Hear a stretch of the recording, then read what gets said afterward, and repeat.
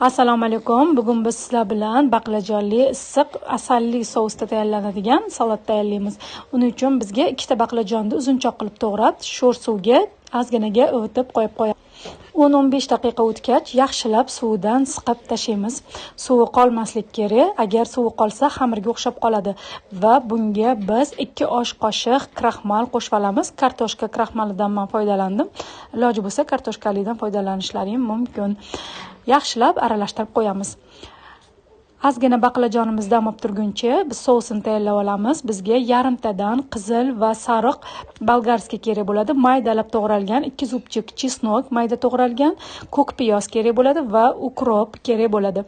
Hammasini bitta idishga solamiz.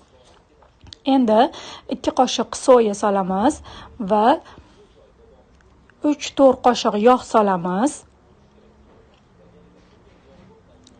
1 osh qoshiq limon suvi solamiz va 1 choy qoshiq asal solamiz. Suyuqroq asal bo'lgani yaxshi, aralashtirish oson bo'ladi. Va hamma masalliqlarni solib, tuz tabga ko'ra va murch solamiz. Yaxshilab aralashtirib qo'yamiz. Baqlajonlarimizni yog'da sal ko'proq yog' solamiz. Yaxshilab qizarguncha qovurib olamiz.